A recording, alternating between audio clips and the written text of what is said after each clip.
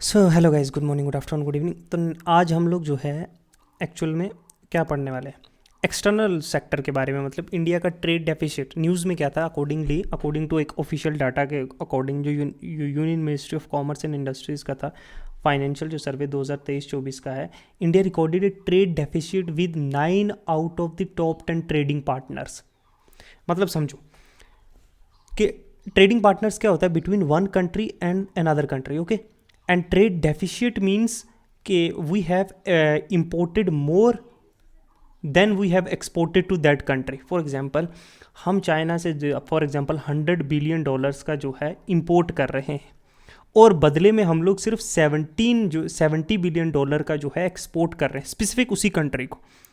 तो जो top 10 trading partners हैं इंडिया के, जिसके साथ जो ज़्यादा इंपोर्ट और एक्सपोर्ट होता है, उसमें से हमने 10 में से 9 कंट्रीज से हम इंपोर्ट ज़्यादा कर रहे हैं और एक्सपोर्ट कम कर रहे हैं। ठीक है, ये यूनियन मिनिस्ट्री ऑफ कॉमर्स और इंडस्ट्रीज़ जो है उसका एक डेटा है 2023-24 का। अगर हम करंट स्टेटस देखें इंडिया का एक्सटर्नल ट्रेड का, जो मतलब external trade means to say that we are exporting to another country, not intra trade within the country, okay, outside the country. India का लार्जेस्ट ट्रेडिंग पार्टनर्स की अगर बात करें तो उसमें चाइना है, यूएसए है, यूएई है, रशिया है, सऊदी अरबिया, ऐसे डिसेंडिंग ऑर्डर्स में। ठीक है, सबसे पहले सबसे लार्जेस्ट पार्टनर जो इंडिया का है ट्रेडिंग पार्टनर जिसके साथ हम ट्रेड करते हैं वो चाइना है।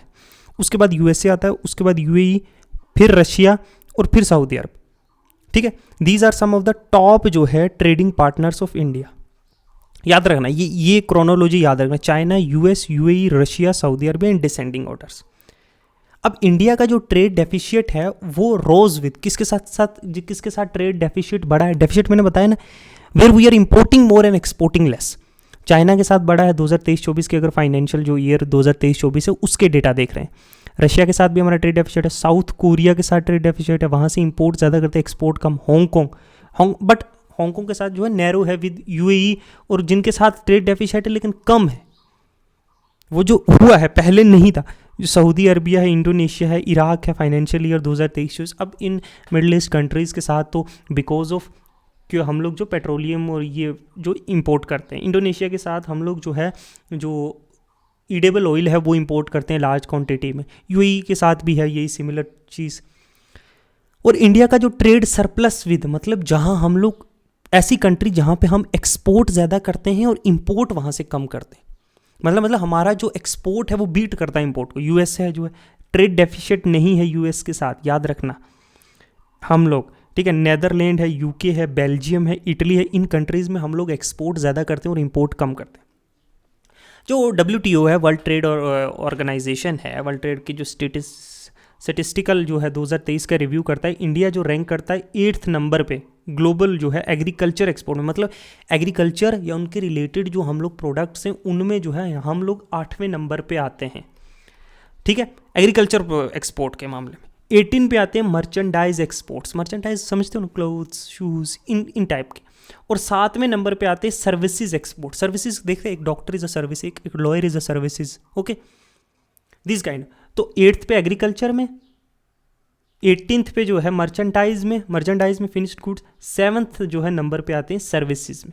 7th services, 8th agriculture product और 18 जो है मर्चेंडाइज। तो ये करंटली जो है करंट स्टेटस है इंडिया का जो एक्सटर्नल ट्रेड का है फाइनेंशियल ईयर 2023-24 का।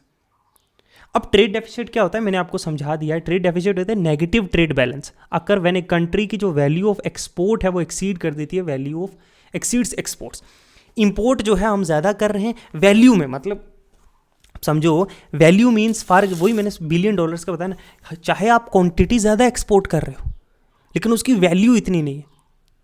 अब सेमीकंडक्टर चिप मंगा रहे हो 100 रुपये की, एग्जांपल दे रहा हूँ, वहीं पे आप लोग जो है इंपोर्ट कर रहे हो सेमीकंडक्टर चिप, चाहे एक्सपोर्ट जो है आप सेमीकंडक्टर चिप क्या 100 ग्राम इंपोर्ट कर रहे हो 100 ग्राम नहीं, मतलब कुछ भी है क्वांटिटी, और वहीं पे जो है उसका प्रोडक्ट जो है आप एक्सपोर्ट कर रहे हो, चाहे 100 टन कर रहे हो लोहा, क्वांटिटी में नहीं मान रहे हैं, पैसे की बात। हम 100 रुपये का यहाँ एक्सपोर्ट कर रहे हैं, यहाँ इंपोर्ट जो है 70 में कर रहे हैं, तो ये ट्रेड डेफिशिएट है। इम्पैक्ट क्या है हायर जो ट्रेड डेफिसिट है इकोनॉमी पे क्या इफेक्ट पड़ता है अगर हम इंपोर्ट एक्सपोर्ट। देखो, एक तो डिप्लीशन, जो फॉरेक्स रिजर्व होता है जो आरबीआई ने मतलब जो इकट्ठा किया होता है, जो फॉरेन करेंसीज, डॉलर्स, ये सब चीज़ें हैं ना, टू पे द एक्सेसिव जो इंपोर्ट हम लोग कर रहे हैं, तो ये हमें फॉरेक्स रिजर्व पे करना पड़ता है। इससे कहीं ना कहीं जो जो डोमेस्टिक करेंसी हमारी जो रुपी करेंसी उसकी वैल्यू गिरती है। तभी तो इन पे हमने कई बार न्यूज़ कॉलम्स में वेरियस जगह हमने ये देखा होगा कि अवर करेंसीज इज क्या हो रही है, डेप्रिशिएट हो रही है डे बाई डे। डॉलर के साथ देखो 80+ हो रही है ट्रेड डेफिसिट की वजह से। वाइडनिंग करंट अकाउंट डेफिसिट, अब करंट अकाउंट और जो कैपिटल अकाउंट और ये सारी चीज़ें हैं, ये हमने इकोनॉमी में अगर स्टैंडर्ड बुक तुम लोगों ने पढ़ी है समझी है तो आपको जो है अंडरस्टैंडिंग होनी चाहिए। जो करंट अकाउंट है वो भी एडवर्सली अफेक्ट होता है, और जो रेटिंग है करंट क्रेडिट रेटिंग है कंट्री की, हमने क्रेडिट रेटिंग के बारे में, स्वर्गन क्रेडिट रेटिंग के बारे में पिछली क्लास में पढ़ा था, वो जो है वो बढ़ जाती, कम अफेक्ट करती है। उससे कहीं ना कहीं जो हम लोन्स बाहर से उठाते हैं, जो लेते हैं, उस पर हमें ज़्यादा इंटरेस्ट पे करना पड़ता है, तो कॉस्ट ऑफ बोरोइंग, जो बोरोइंग कॉस्ट है वो भी राइज हो जाती है। तो ये इंपैक्ट है नेगेटिव जो है ट्रेड डेफिसिट का। पॉजिटिव क्या है, access to wider range of goods, increase करता है domestic investment by imported capital goods जो है वो इन्वेस्ट होते हैं, ये एक पॉजिटिव है। ज़्यादातर लार्जली जो है नेगेटिव होते हैं। अगर कहीं पॉजिटिव हो जाए तो access to wider range of goods increase करता है domestic investment by imports of capital goods जो इंपोर्ट होते हैं। कौन कौन से फैक्टर्स हैं जिनकी वजह से इंडिया में जो है ट्रेड डेफिसिट हो रहा है? एक तो राइजिंग इंपोर्ट, सबसे बात बड़ी चीज़ तो ये है ना कि हम इंपोर्ट चीज़ें ज़्यादा कर रहे हैं। फॉर एग्जांपल हम सोना जो है इंपोर्ट कर रहे हैं, क्रूड ऑयल है, और फार्मास्यूटिकल की बहुत सारी चीज़ें इंग्रेडिएंट्स है विच आर इंपोर्टेड, समझ रहे हो ना, which are imported. Due to this also the trade deficit increase होता है। जैसे ईरान के साथ, ईरान हमारा ट्रेडिंग पार्टनर कैसे है, क्योंकि हम वहाँ से क्रूड ऑयल जो है इंपोर्ट करें, इसीलिए तो हमारे साथ उनके साथ ट्रेड डेफिसिट है। ये थोड़ी है कि इंडिया से ज़्यादा प्रॉस्पेरस है या फिर वहाँ पे कोई जो है डाइवर्सिफाइड है इंपोर्ट एक्सपोर्ट चीज़ें, नहीं। It's simply because Saudi Arabia, this middle east countries, या फिर हमने इंडोनेशिया की बात की थी, हम वहाँ से ईडेबल ऑयल जो है वो इंपोर्ट करते हैं, यही है। कंजम्पशन पैटर्न्स देखो, कहीं ना कहीं डिमांड्स जो हैं, कंज्यूमर्स जो ड्यूरेबल्स हैं या लग्जरी गुड्स हैं, जैसे हम फॉर एग्जांपल लैम्बोर्गिनी या फिर फरारी जो है इंपोर्ट करते हैं, लोगों की लाइफ स्टाइल चेंज हो रही है ना with branded things. Louis Vuitton अगर हम कर रहे हैं, इंपोर्ट कर रहे हैं, तो लग्जरी गुड्स आर इंपोर्टेड, इससे भी ट्रेड डेफिसिट जो है कहीं ना कहीं इंक्रीज हो रहा है। अच्छा, स्ट्रक्चरल फैक्टर्स भी हैं। एक स्ट्रक्चरल फैक्टर्स कौन से, जैसे सब optimal growth of manufacturing sectors. कहीं ना कहीं जो मैन्युफैक्चरिंग सेक्टर है वहाँ पे हमारा जो है ना वैसी ग्रोथ हो नहीं रही, इंफ्रास्ट्रक्चर भी बहुत हमारा वैसा नहीं है, not enough industries, roads, railways, तो हमारे प्रोडक्ट्स कहीं ना कहीं जो है वो पहुँच नहीं रहे डिजायर्ड डेस्टिनेशंस पे। ओके, अच्छा, domestic policy, inverted duty structure, जो हमने इन्वर्टेड ड्यूटी स्ट्रक्चर के बारे में पढ़ा था ना। अच्छा, फिर स्ट्रक्चर है, फ्रीक्वेंट बैन होता है हमारा एक्सपोर्ट ऑफ कमोडिटीज़ पे। हम कमोडिटीज़ पे बहुत बार बैन लगा देते हैं जब जिन चीज़ों का, फॉर एग्जांपल ओनियन का इन्फ्लेशन हो गया इंडिया में, ठीक है, ओनियन महंगे हो गए, तो हम एक्सपोर्ट पे जो है वो बैन लगा देंगे या फिर टैरिफ बढ़ा देंगे, इससे भी एक्सपोर्ट जो है नहीं होगा उस चीज़ का, तो इससे भी तो ट्रेड डेफिसिट होगा कि नहीं होगा। और हम लोग जो है एफटीए, जो फ्री ट्रेड एग्रीमेंट्स जो कंट्रीज के साथ करते हैं कुछ स्पेसिफिक चीज़ों पे, उनसे भी जो है हमारा कहीं ना कहीं इंपैक्ट होता है, उसका हम प्रॉपर यूटिलाइजेशन नहीं करते हैं।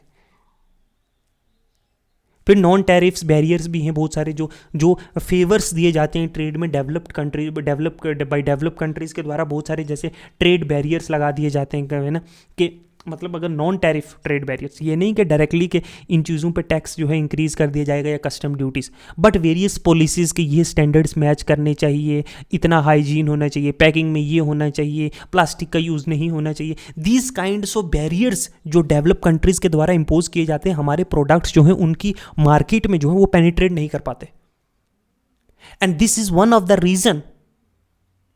ओके, इससे भी क्या होता है कि हमारा ट्रेड डेफिसिट है, हमारे प्रोडक्ट्स जो उनकी मार्केट में पेनिट्रेट कर ही नहीं पाते, क्योंकि उन्हें various ifs and buts, conditions, terms and, है ना, वैसी लगाई होती हैं।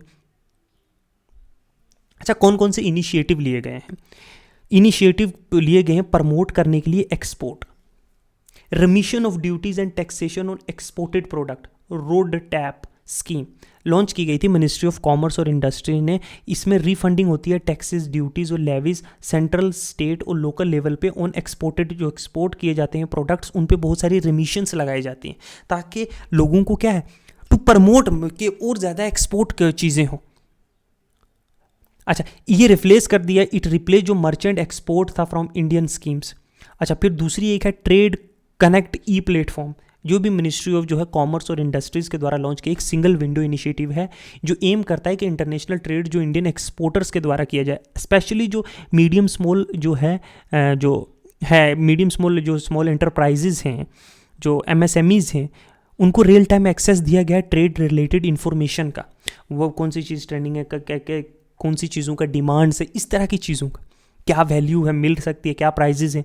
तो ये एक रियल टाइम लॉन्च ट्रेड जो है कनेक्टिंग ई प्लेटफॉर्म जो लॉन्च किया गया है, ठीक है, जो डेवलप किया गया है कोलैबोरेशन के साथ ministry of MSME, Exim bank, department of financial service और मिनिस्ट्री ऑफ एक्सटर्नल अफेयर के साथ।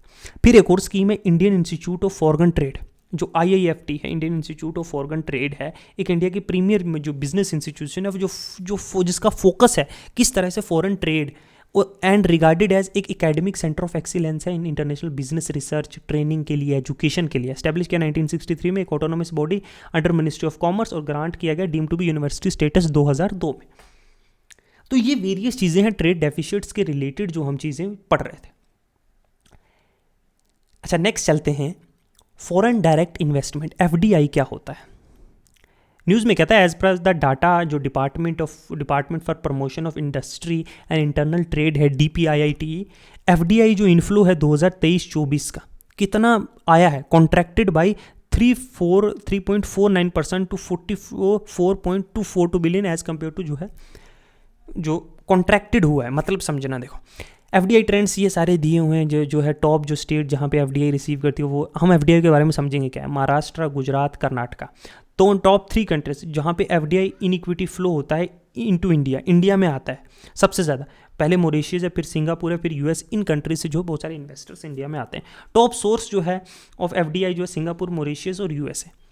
मॉरिशस याद रखना, सबसे ज़्यादा यहाँ से इनफ्लो आता है इक्विटी का, FDI इक्विटी होता है हिस्सेदारी, मतलब एक सेक्टर्स जो रिसीव करते हैं highest FDI, computer and software hardware, service sector है, कंस्ट्रक्शन एक्टिविटीज़। तो 3 है।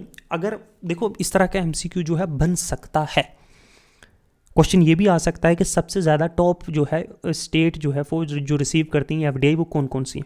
तो हमारा आंसर होना चाहिए महाराष्ट्र, गुजरात, कर्नाटका।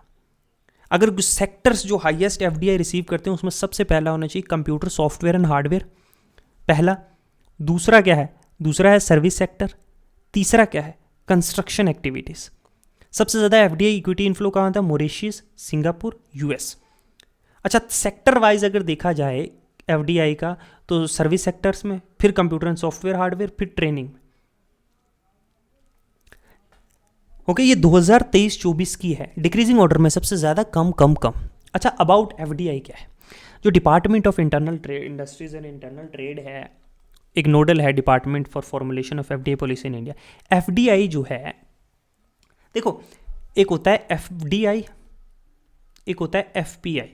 FDI में जो है, FDI में क्या होता है, अगर वो कोई इन्वेस्ट कर रहा है तो कंपनी में उसकी हिस्सेदारी होगी, ठीक है। फॉर एग्जांपल 10% उसने कंपनी का जो है वो शेयर खरीद लिए, तो 10 वो उसकी डिसीजन मेकिंग में इन्वॉल्व हो सकता है FDI में।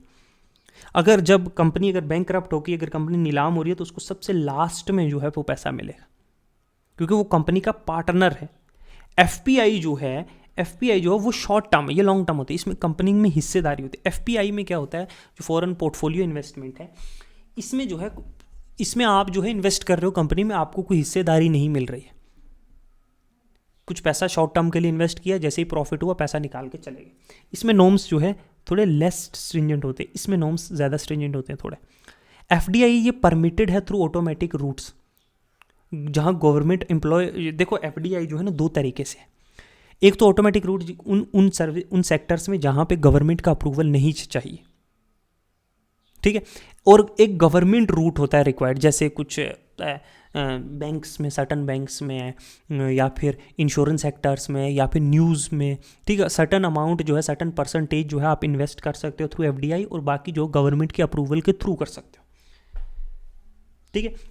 फिर फॉरेन करेंसी कन्वर्टेबल बॉन्ड्स या foreign institutional investment with certain condition, जो ग्लोबल डिपॉजिटरी रिसीप्ट्स हैं, वो भी इंक्लूडेड हैं FDI।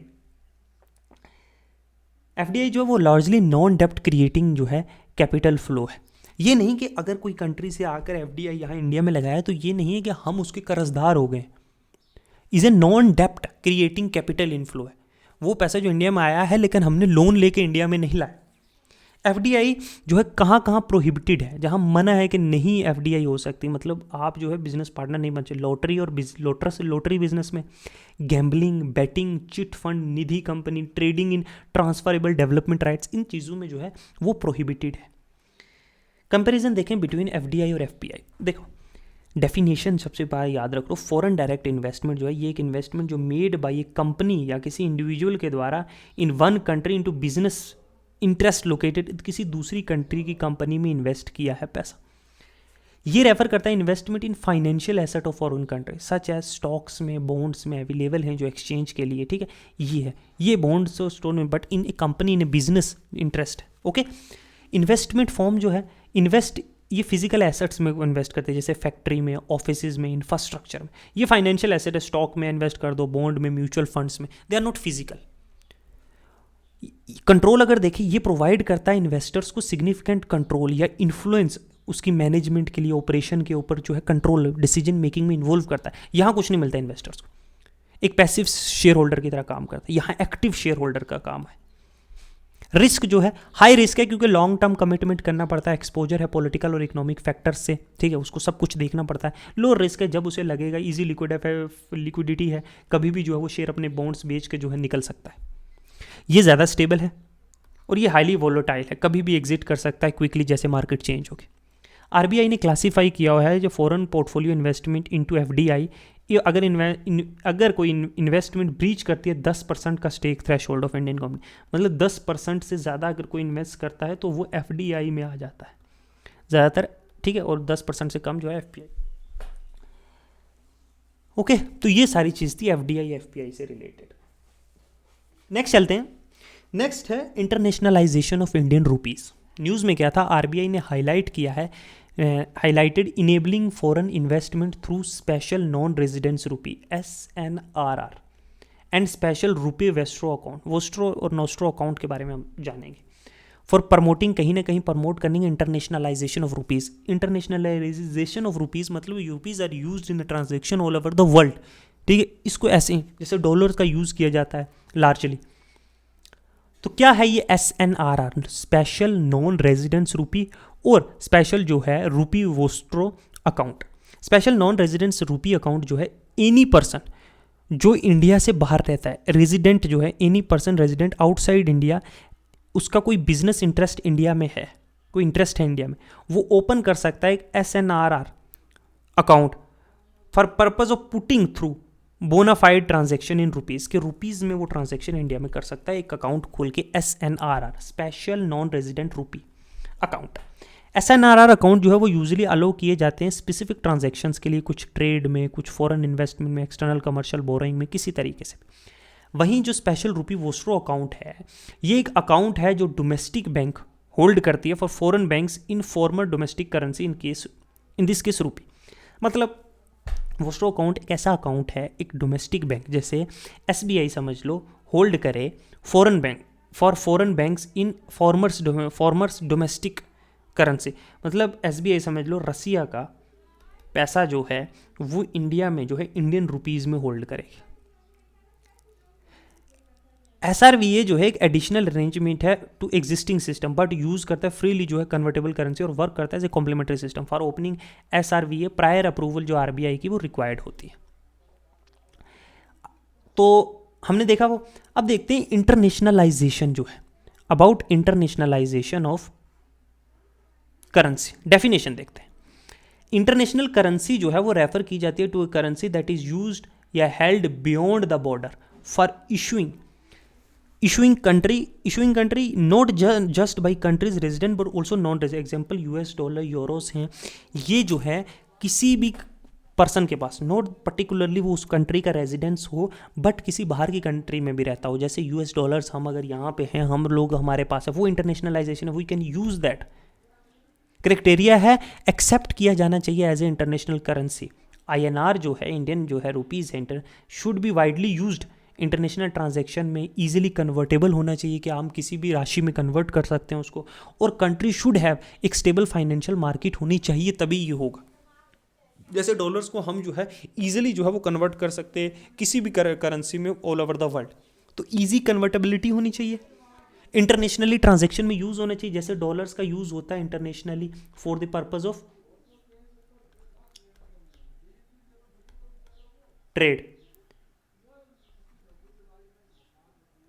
अच्छा, challenges regarding internationalisation of currency क्या है, क्या क्या चैलेंजेस है कि डॉलर को जैसे इंडियन रूपी क्यों नहीं रिप्लेस कर सकते। एक तो स्टेबिलिटी कंसर्न है, integration of financial market could affect stability, vulnerability है कि एक्सटर्नल शॉक भी है, एक्सचेंज रेट वॉलेटिलिटी भी है। ये सारी जो टर्म्स है ना, मनी पॉलिसी डायलेमा या जो जिसको ट्रिफन डायलेमा कहते हैं, ये सारे टर्म्स आपको पता होगा अगर आपने स्टैंडर्ड बुक्स को पढ़ा होगा। पॉलिसी चैलेंजेस भी हैं, कहीं ना कहीं मॉनेटरी पॉलिसी का डिलेमा है, फिर ट्रिफन डिलेमा, एक थ्री डिलेमा इसको बोलते हैं, ट्रिफन डिलेमा, जहाँ कंट्री स्ट्रगल करती है बैलेंस करने के लिए ग्लोबल करेंसी की डिमांड और डोमेस्टिक जो है उसकी मॉनेटरी नीड्स को भी।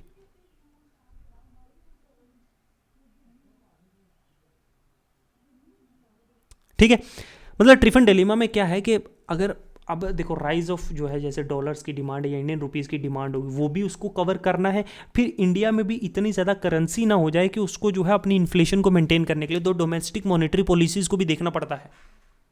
वी कांट, हम इतना भी नहीं छाप सकते कि हमें देखो इंटरनेशनल अगर रुपये की डिमांड होगी जैसे डॉलर्स की डिमांड होती है, हम छापेंगे पैसा उस डिमांड्स को मीट करने के लिए, लेकिन अगर वो कहीं एक्सेसिवली इंडियन मार्केट में होगा तो इन्फ्लेशन नहीं हो जाएगी। तो ये ट्रिफन डिलेमा एक बेनिफिट क्या इंटरनेशनलाइज कहीं ना कहीं रिड्यूस कर सकती है, वल्नरेबिलिटी हमारा स्ट्रेंथ कर सकती है किसी भी एक्सटर्नल शॉक के अगेंस्ट, डॉलर की डिमांड कम हो सकती है, हमारा जो है यूएस पे जो हमारा ओवर रिलायंस है वो भी कम हो सकता है, लोअर बिजनेसेस कॉस्ट मिनिमाइज कर सकता है, minimising expenses for business, enhancing competitiveness, lower reserve needs, reduce the necessity for holding. हम फॉरेन के जो डॉलर्स और येन और जो यूरोज हैं वो जो है सेव करके रखते हैं कि अगर जो है बीओपी क्राइसिस होगा तो हम उससे मीट करेंगे, बैलेंस ऑफ पेमेंट का क्राइसिस, जब ट्रेड डेफिशिएट होगा या बीओपी डेफिशिएट होगा। लेकिन अगर हमारा इंटरनेशनलाइजेशन ऑफ रुपीज़ हो गया तो हमें उसकी भी चिंता नहीं करनी पड़ेगी। ये सम ऑफ द बेनिफिट्स। कौन कौन से स्टेप लिए गए हैं, कौन से स्टेप्स जो इंटरनेशनलाइज रुपीज़ को इंटरनेशनलाइज करने के लिए। एक तो कैपिटल अकाउंट कन्वर्टेबिलिटी, आईएनआर जो है ये फुल्ली कन्वर्टेबल है इन करंट अकाउंट बट पार्शली है कैपिटल अकाउंट में। देखो दो अकाउंट होते हैं बीओपी में, बैलेंस ऑफ पेमेंट में जो है दो अकाउंट होते हैं, एक करंट अकाउंट होता है और एक कैपिटल अकाउंट होता है। तो करंट अकाउंट में तो हम फुली कन्वर्टेबल है, लेकिन कैपिटल अकाउंट में नहीं है। Special vostro rupees account RBI ने इनेबल किया है आईएनआर इंडियन रुपी का जो है ट्रेड सेटलमेंट विद 22 कंट्रीज़ के साथ, अलाउ किया बैंक्स को कि वो ओपन करें एसवीआर है। इंक्लूजन आई इन जो है कॉन्टिन्यूस लिंक सेटलमेंट में, सीएलएस एक ग्लोबल सिस्टम है सेटलमेंट के लिए फॉरेन करेंसी ट्रांजेक्शन का on A payment versus payment basis पे। तो ये सारी चीज़ इंटरनेशनलाइजेशन जो हमने यूपीआई का किया, हमने पढ़ा था, बाइलेटरल करेंसी स्वैप की हमने वेरियस कंट्रीज़ के साथ, उनकी हमने लिया पैसे और उनको जो है ऐसे हमने किसी के साथ कोई ट्रेड डील किया तो हमने उसको जो है इंडियन रुपी में पे किया है। ठीक है, ये भी एक किस्म का जो है करेंसी स्वैप एग्रीमेंट। आईएनआर एक डेजिग्नेटेड फॉरेन करेंसी है श्रीलंका में। ठीक है, इशू ऑफ प्री जो है रूपी डोमिनेटेड बॉन्ड जो मसाला बॉन्ड्स हमने इशू किए। तो ये वेरियस इनिशिएटिव्स जो हैं वो गवर्नमेंट्स के द्वारा आरबीआई के द्वारा ले गए हैं इंटरनेशनलाइज करने के लिए रूपी। हम गोल से अभी भी फिर भी अभी भी फार अवे हैं, हमें और से वेरियस इनिशिएटिव करने पड़ेंगे। जैसे जो है जो कैपिटल अकाउंट है उसे फुली कन्वर्टेबल करना पड़ेगा हमें, वो जो है और भी बहुत से मॉनेटरी पॉलिसीज़ में वेरियस चेंजेस लाने पड़ेंगे, ये चीज़ें। ठीक है, ये कुछ देखते हैं related news. Gold backed currency, recently जो जिम्बाब्वे ने लॉन्च किया गोल्ड बैक करेंसी कॉल्ड जिक। क्या है ये gold backed currency? Gold back currency has fixed value, directly link होती है गोल्ड से, फिक्स वैल्यू होती है और इसको जो है कन्वर्टेबल इनटू, ये कभी भी इसको कन्वर्ट किया जा सकता है, आपको करेंसी देके आप गोल्ड ले सकते हो। ठीक है, मनी सप्लाई जो है वो लिमिटेड है बट अवेलेबल, जितना आपके पास गोल्ड का रिजर्व है उतनी ही आप लोग पैसा छाप सकते हो। ठीक है, मतलब जितना पैसा है उसको बैक किया जाएगा गोल्ड के साथ। It has its inherent value और इस पोटेंशियली स्टेबिलिटी जो है लॉन्ग रन में हो सकती है। लेकिन जो है आपको अगर ज़्यादा पैसा चाहिए तो आप नहीं छाप सकते, बिकॉज उतना आपको गोल्ड आपके पास होना चाहिए जितना पैसा छापोगे। हमारे पास वेरियस जो है हम और पैरामीटर्स का यूज़ करते हैं। हम गोल्ड के साथ साथ हमारा फॉरेक्स रिजर्व कितना है, हमारा इंटरेस्ट कितना है, हमारे पास और सेविंग्स कितनी, उसके बेसिस पे जो है हम लाइबिलिटीज़ और जो है वो सारी चीज़ें देख कर हम लोग छापते हैं, हमारा अलग है।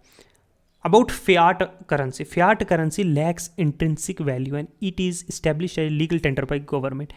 फियाट मनी जो है इंट्रिंसिक वैल्यू लैक करती है।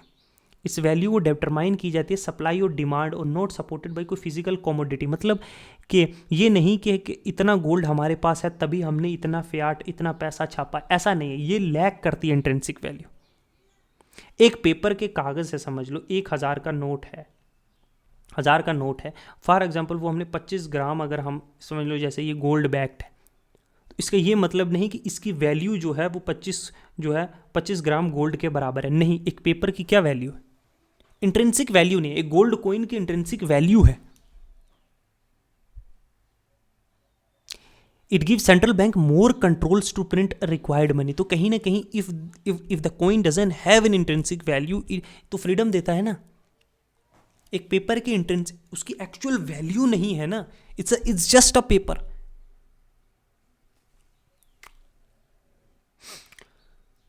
नेक्स्ट चलते हैं। नेक्स्ट है ब्रिटन वुड कॉन्फ्रेंस। न्यूज़ में क्या था, ब्रिटन वुड कॉन्फ्रेंस जो ऑफिशियली जिसको कहा जाता है United Nation monetary and financial conference जो है वो हुई थी 1944 में at Bretton Wood, New Hampshire जो है, हैम्पशायर कहाँ है, यूएसए में। क्या है ये ब्रिटन वुड? देखो ब्रिटन वुड जो है प्रपोज किया था to agree upon a series of नए रूल्स जो पोस्ट वर्ल्ड वॉर सेकंड के बाद जो इंटरनेशनल मॉनेटरी सिस्टम में जो नए रूल लागू किए थे। ये 44 नेशंस ने इसमें पार्टिसिपेट किया था। वर्ल्ड वॉर सेकंड्स के बाद जो इंटरनेशनली जो मॉनेटरी सिस्टम था, जो मनी का सिस्टम था, उसमें कुछ नए रूल्स जो है, सेट ऑफ रूल्स जो हैं वो बनाए गए थे वर्ल्ड वॉर सेकंड के बाद। इसमें डेलीगेटेड फ्रॉम 44 नेशंस ने जो है पार्टिसिपेट किया था। कुछ की आउटकम्स देखते हैं। क्रिएशन ऑफ एक ब्रिटन वुड इंस्टीट्यूशन जो है आईएमएफ का, इंटरनेशनल मॉनेटरी फंड का, और international bank for reconstruction and development है ना, जिसको अभी हम वर्ल्ड बैंक कहते हैं। ये दो इंस्टीट्यूशंस का जो है क्रिएशन हुआ था ब्रिटन वुड इंस्टीट्यूशंस के नाम पे। एक वर्ल्ड बैंक जो पहले थी bank for reconstruction and development. देखो आईबीआरडी जो था, bank for reconstruction and development जो है, पोस्ट वॉर जो वर्ल्ड था वो डिस्ट्रक्शन हुई थी वर्ल्ड वॉर सेकंड के बाद। तो इस बैंक का था, यहाँ पे पैसा जो है डाला गया ताकि ये जो है रिकंस्ट्रक्शन करेगी, डेवलपमेंट करेगी अक्रॉस द वर्ल्ड जिनको नुकसान हुआ वर्ल्ड वॉर सेकंड के बाद। अब इसको रेफर किया जाता है वर्ल्ड बैंक। और एक है आईएमएफ, जिसके बारे में आपने सुना होगा, वेरियस कंट्रीज़ का जब बीओपी क्राइसिस होता है, हमारा 1990s में जब हुआ था तो हम आईएमएफ के पास गए थे लोन लेने के लिए, ठीक है। फिक्स्ड एक्सचेंज रेट रेजी, यहाँ ब्रिटन वुड में एक और चीज़ हुई थी कि ईच मेंबर कंट्री ने वो जो है was set a fix value as par value of its currency in terms of gold या यूएस डॉलर के। देखो गोल्ड या फिर यूएस डॉलर के अगेंस्ट जो है उस करेंसी की वैल्यू को सेट किया गया था। होएवर क्राइसिस जो डॉलर क्राइसिस 1971 के बाद व्हेन यूएसए जो है वो सस्पेंडेड उसने डॉलर कन्वर्टिबिलिटी जो है गोल्ड में सस्पेंड कर दी थी कि हम जो है अगर किसी के पास यूएस डॉलर होता तो वो इतना जो है यूएस डॉलर अगर है तो for example 10 gram US dollar पे 10 डॉलर पे 10 ग्राम जो है आपको कॉइन मिल सकता है, गोल्ड मिल सकता है। तो वो जाके लायबल थी जो वहाँ की सेंट्रल बैंक थी कि इतना गोल्ड हमें देना होगा। क्राइसिस के बाद जो है फ्लोटिंग रेट जो है वो प्रमोट किया गया। फ्लोटिंग रेट क्या है, हम अगर नेक्स्ट आएगा तो हम पढ़ेंगे। Promotion of free trade to ensure कि इंटरनेशनल प्रोस्पेरिटी और इंटरनेशनल पीस हो, इन सारी चीज़ों के लिए जो है ये सारी चीज़ें हुई थी। तो ब्रिटन वुड कॉन्फ्रेंस को याद रखना, ये इंटरनेशनल मॉनेटरी सिस्टम के रिलेटेड जो है कुछ पोस्ट वर्ल्ड वॉर के बाद जो है कुछ रूल्स बनाने के लिए हुआ था। यहाँ दो इंस्टीट्यूशंस का जन्म हुआ, आईएमएफ का और इंटरनेशनल बैंक फॉर रिकंस्ट्रक्शन का। हर एक मेंबर ने ये कहा कि हम अपनी वैल्यू जो है करेंसी की वो फिक्स करेंगे यूएस डॉलर या गोल्ड के बराबर। हालांकि के बाद में यूएस में क्राइसिस आया गोल्ड और उसके बाद फ्लोटिंग एक्सचेंज रेट जो है वो प्रमोट किया गया, ठीक है। नेक्स्ट चलते हैं इंटरनेशनल मॉनेटरी फंड, आईएमएफ के बारे में अभी हमने ऊपर जिक्र किया। अब पढ़ते हैं आईएमएफ के बारे में कि आईएमएफ क्या है। न्यूज़ में क्या था, न्यूज़ में था कि इंटरनेशनल मॉनेटरी फंड का जो बोर्ड है उसने completed the review of extended arrangement under जो है extended fund facility for Egypt के लिए। क्या है ये एक्सटेंडेड फंड फैसिलिटी? देखो एक्सटेंडेड जो फंड फैसिलिटी है ये असिस्टेंस मदद प्रोवाइड करती है कंट्रीज़ को जो एक्सपीरियंस कर रही हैं serious payment imbalance because of the structural impediment और या स्लो ग्रोथ या inherent weak balance of payment position. देखो ये जो है एक्सटेंडेड फंड फैसिलिटी ये आईएमएफ के द्वारा दिया जाता है उन कंट्रीज़ को जहाँ पे बीओपी जो बैलेंस ऑफ पेमेंट है मतलब नेट पेमेंट जो है इंपोर्ट और एक्सपोर्ट कितना पैसा आया है कितना गया है अगर वो ज़ीरो नहीं है ना, उसमें डेफिशिएट है माइनस है दोनों को मिलाकर, ताकि हमारा इतना फॉर एग्जांपल एक इजी लैंग्वेज में मैं समझाता हूँ, हमारी जितनी इनकम है उससे ज़्यादा हमारा एक्सपेंडिचर है तो हम ज़्यादा खर्चा कर रहे हैं तो हम कर्जदार होते जा रहे हैं, कर्जे में आते जा रहे हैं कि नहीं जाते। तो डे बाय डे अब उस चीज़ से निकलने के लिए जो असिस्टेंस प्रोवाइड की जाती है एक्सटेंडेड फंड फैसिलिटीज़ ये supports comprehensive programme with a focus on policy needed to correct structural imbalance and over extended period. तो कहीं ना कहीं आईएमएफ जो है वो पैसा देता है कंट्रीज़ को, हेल्प करता है इस क्राइसिस में जैसे 1990s में किया, लेकिन वो सटन जो है वो शर्तें भी रखता है कि आपको इतना अपना मार्केट खोलना पड़ेगा। जैसे हमने जो है एलपीजी रिफॉर्म्स किए थे ना, लिबरलाइजेशन, ठीक है, प्राइवेटाइजेशन, ग्लोबलाइजेशन, जिसमें वेरियस कंपनीज़ को हमने प्राइवेट्स इंडिविजुअल्स के हाथों में हैंड ओवर कर दिया था, वेरियस बैंक्स को नेशनलाइज हुई थी जो उनको हमने प्राइवेटाइज किया, हमने अपनी इकोनॉमी को खोल दिया, इसमें नॉन टैरिफ और टैरिफ बैरियर्स थे उनको कम किया, वर्ल्ड जो है सोशलाइजेशन से हम सोशलिस्ट से कैपिटलिस्ट की तरफ मूव हुए थे, ठीक है, फॉर्म ऑफ इकोनॉमी की तरफ। इतना एक्सपोर्ट इंपोर्ट में जो बैरियर थी ये सारी शर्तें रखती है। जितनी भी मेंबर कंट्री जो फेस कर रही हैं एक्चुअल या कोई पोटेंशियल एक्सटर्नल फाइनेंशियल जो है नीड वो एलिजिबल हैं मेंबर कंट्री जो आईएमएफ के मेंबर से, जैसे पाकिस्तान को दिया गया था। अबाउट आईएमएफ लैंडिंग जो आईएमएफ प्रोवाइड करता है फाइनेंशियल पैसे की सपोर्ट कंट्रीज़ को जो इस क्राइसिस से जूझ रही हैं। अनलाइक जो डेवलपमेंट बैंक्स हैं, आईएमएफ जो है वो डज नॉट लैंड टू कुछ स्पेसिफिक प्रोजेक्ट्स के लिए पैसा नहीं देता कि आपको ये चीज़ें इंप्रूव करनी होंगी। अगर वर्ल्ड बैंक देगा या कोई और इंफ्रास्ट्रक्चर बैंक है कि आपको ये चीज़ें इंफ्रास्ट्रक्चर में डीप नहीं, आईएमएफ पैसा देगा, इतना पैसा देगा शर्तों पे कि आपने इतनी इकोनॉमी खोलनी है, ऐसे ऐसे चीज़ें करनी। अगर वो शर्तें पूरी करती है कोई कंट्री तो उसको पैसा दिया जाएगा, वो जैसे मर्जी पैसे का यूज़ करे। लैंडिंग के इंस्ट्रूमेंट्स हैं जैसे general resource account, IMF members के पास एक्सेस होता है जीआरए का on non concessional terms, market base interest rate पे उसको पैसा दिया जाता है। पॉवर्टी रिडक्शन और ग्रोथ ट्रस्ट प्रोवाइड करते हैं कुछ कंसेशनल मतलब कुछ छूट देके फाइनेंशियल सपोर्ट की, करंटली एक जीरो इंटरेस्ट रेट पे। It is better tailored to diversified और need of low income countries को दिया जाता है। रेजिलियंस सस्टेनेबल ट्रस्ट ऑफर किया जाता है लॉन्ग टर्म फाइनेंशियल जो है फाइनेंसिस जो है फाइनेंसिंग लो इनकम या वल्नरेबल जो मिडिल इनकम कंट्रीज है, गरीब हैं, ताकि वो बिल्ड कर सकते जो बाहरी शॉक लगा, एक्सटर्नल शॉक लगा है, ठीक है, एक अफोर्डेबल इंटरेस्ट पे उनको पैसा दिया जाता है, ठीक है। गोल्ड ट्रेंच भी है, एक क्रेडिट सिस्टम है जो आईएमएफ के द्वारा दिया जाता है उसके मेंबर्स को, ठीक है, आईएमएफ की एक तरह की करेंसी मान लो। अगर आईएमएफ के बारे में देखें तो हमने पढ़ा ही है, ब्रिटन वुड कॉन्फ्रेंस जो है 1944 में हुई थी, तब इसके पैदा हुई थी। इसका जो प्रमोट करती है मैक्रो इकोनॉमिक और financial stability, also short term medium term loan भी देती है उन कंट्रीज़ को जो बैलेंस ऑफ पेमेंट की प्रॉब्लम से जूझ रहे हैं। मेंबर्स जो हैं, मेंबरशिप 191 कंट्रीज़ है, ठीक है, इंक्लूडिंग इंडिया, ठीक है। एक बोर्ड ऑफ गवर्नर्स है जो हाईएस्ट डिसीजन मेकिंग बॉडीज़ है आईएमएफ की, जिसमें एक गवर्नर है, एक अल्टरनेट गवर्नर है ईच मेंबर कंट्रीज़ का, फॉर ईच मेंबर कंट्री एक अल्टरनेटिव गवर्नर भी हर मेंबर का। एग्जीक्यूटिव बोर्ड है जहाँ 25 मेंबर्स बोर्ड हैं जो दिन ब दिन जो डे बाई डे का काम देखते हैं। इंटरनेशनल मॉनेटरी और फाइनेंशियल कमेटी भी है, 24 मेंबर की एडवाइजरी बोर्ड है जो रिप्रेजेंट करता है मेंबर कंट्रीज़ को और ग्रुप ऑफ कंट्रीज़ को। कुछ की रिपोर्ट्स अगर इसकी देखें तो ये दो रिपोर्ट्स याद रखना, ये आईएमएफ के वर्ल्ड इकोनॉमिक आउटलुक और global financial stability report, global financial stability report याद रखना, और दूसरा वर्ल्ड इकोनॉमिक आउटलुक। ये दो रिपोर्ट्स जो हैं किसके द्वारा दी जाती है? आईएमएफ के द्वारा। इसका हेडक्वार्टर कहाँ है? वाशिंगटन डीसी यूएसए में। ओके, तो ये चीज याद रखना।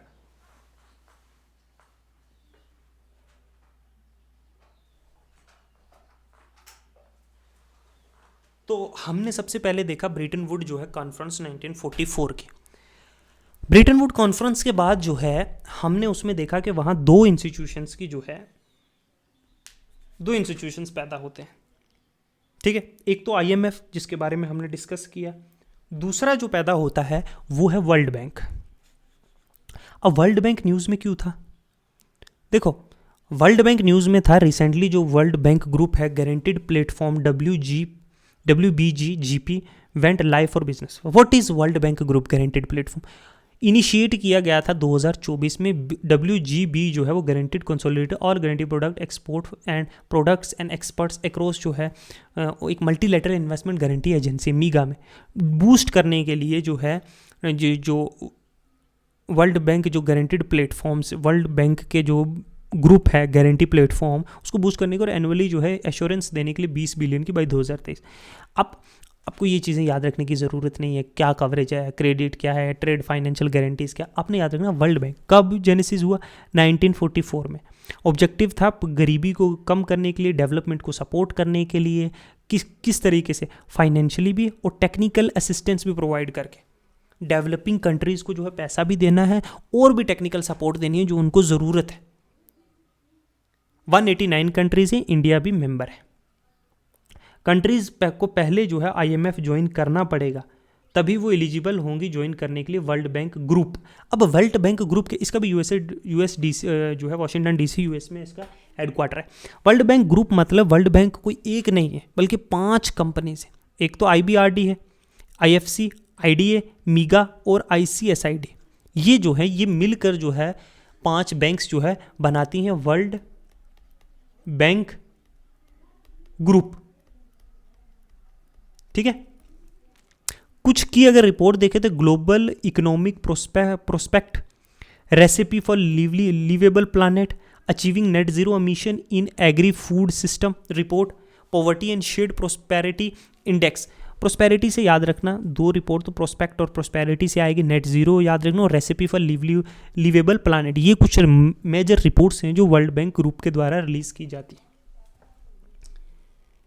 Okay,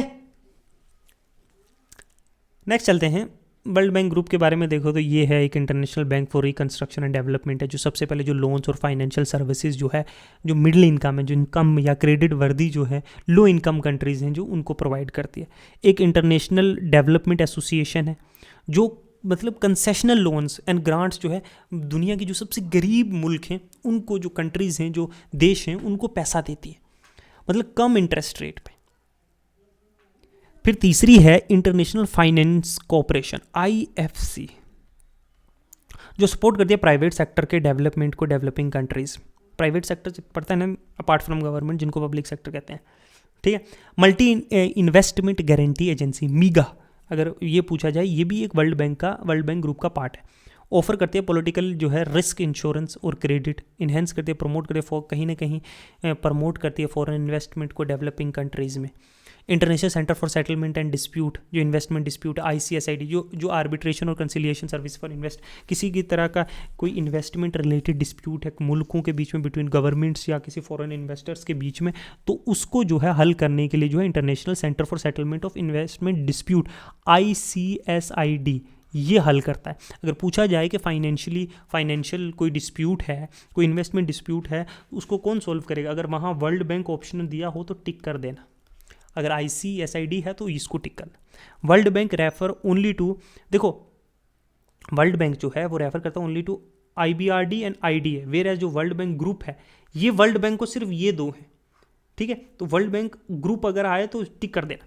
world bank group refer करता है ये सारे 5 इंस्टीट्यूशन को। इंडिया जो है मेंबर है सबका, एक्सेप्ट डिस्प्यूट वाला का इंडिया मेंबर नहीं है, international centre for settlement of investment dispute. ठीक है, नेक्स्ट चलते हैं, ये हम आज इंटरनेशनल इंस्टीट्यूशन से पढ़ रहे हैं। नेक्स्ट है WTO। न्यूज़ में कहता है रिसेंटली जो माराकेश एग्रीमेंट है उसके 30 साल पूरे हो गए। माराकेश एग्रीमेंट जो है कि क्या है, ये साइन हुआ था माराकेश मोरक्को में 123 कंट्रीज के द्वारा 1994 में। यूरुग्वे जो राउंड था उसके कंक्लूजन के बाद आउटकम क्या हुआ इस माराकेश एग्रीमेंट का, याद रखना, इससे जो है फॉर्मेशन हुआ वर्ल्ड ट्रेड ऑर्गेनाइजेशन का 1995 में, WTO का।